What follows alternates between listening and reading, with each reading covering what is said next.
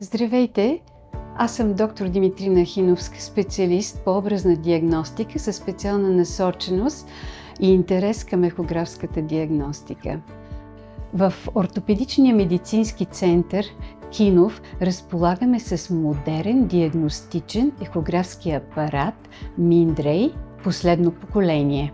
С него извършваме диагностика на меките тъкани на шията, включващо щитовидна жлеза, паращитовидни жлези, лимфни възли, подкожи и мускули в тази област. Другото изследване е ехографската диагностика на млечни жлези, което е предпочитано за пациентки с възрастова група под 40 години, поради липса на йонизиращо лъчение.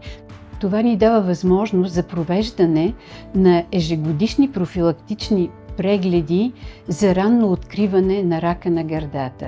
Ехографският ни апарат има доплерово приложение, което ни позволява да изследваме периферни кръвоносни съдове, като артерии за наличие на аневризми, стенози, запушвания, плаки, както и вените при тромбоемболична болест, както и при повърхностни тромбофлебити.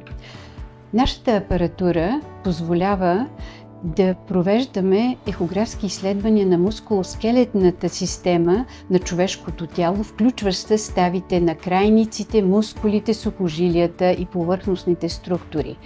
В нашия ехографски кабинет провеждаме ехографско изследване на органите на корема и малкия таз.